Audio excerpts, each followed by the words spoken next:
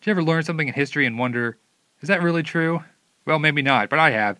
So here are 7 historical misconceptions. Number 7, all Romans spoke Latin. We've all seen the inscriptions from Roman ruins. They're all in Latin.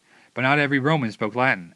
Those on the outskirts of the empire, whether in the Middle East, North Africa, or even Northern Europe, probably spoke their own regional languages rather than Latin. Latin was spoken by the elite in the outskirts, the people that had to report to Rome or who wanted to seem refined and cultured. As the empire grew older, it split into the West and the East. The West was poorer, with smaller cities and less population, and they spoke Latin. In the East, they spoke Greek. That place was rich. It had Egypt, which brought in a lot of money, and it also had Turkey and Greece. Number 6, life expectancy can be misleading. It's common knowledge that people died young in the Middle Ages, but that doesn't mean that everybody dropped dead at 40. The reason why life expectancy was so low in the Middle Ages is because of infant mortality. With a lack of medical care and good nutrition, many babies didn't reach their first birthday. Life expectancy is based on the average life expectancy at birth, which is much lower if you consider all those poor infants dying. It increases as someone gets older. If someone lived to be 21 in the year 1450, then their life expectancy would jump to be around 69 years. If everyone dropped dead at 40, then we wouldn't have so many great paintings of old guys with long white beards. Clearly one of the best parts of the Middle Ages. Number 5 is George Washington's teeth. It is a common misconception that the first president of the United States wore wooden teeth.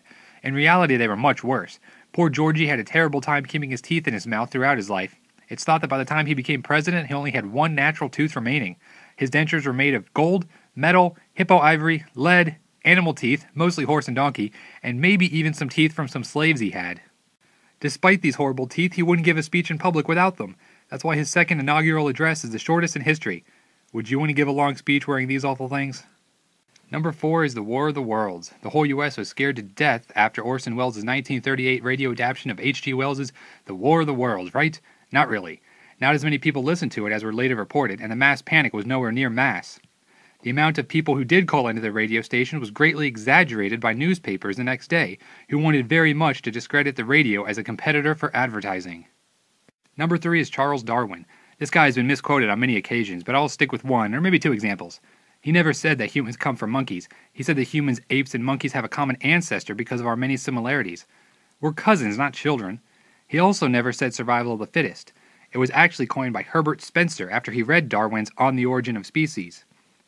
In fact, the actual quote by Spencer is as followed: "The survival of the fittest, which I have here sought to express in mechanical terms, is that which Mr. Darwin has called natural selection, or the preservation of favored races in the struggle for life." Number 2. Henry Ford did not invent the automobile, or the assembly line for that matter.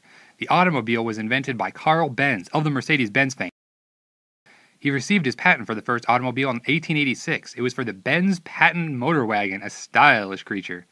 As for the assembly line, the concept had been around for centuries and was probably first used to make ships. Henry Ford did, however, greatly improve the assembly line by adding moving assembly parts for mass production. Still a great achievement. Number 1. Most people in the past did not believe the world was flat. In fact, the idea of a spherical Earth was considered fact by at least as far back as ancient Greece. Anybody who ever watched a boat leave a harbor could see that it disappeared over the horizon. This idea has been popularized during the Renaissance as a way to discredit those of the past. The same way those Renaissance guys coined the term Dark Ages to show that their intellect was greatly more advanced from those who hadn't hit enlightenment yet. If people really did think the Earth was flat, then how could Columbus have ever thought that sailing from Europe could have ever gotten him to the East Indies? And why on earth would the Spanish crown give him money to try it? And that is 7 historical misconceptions to drive any historian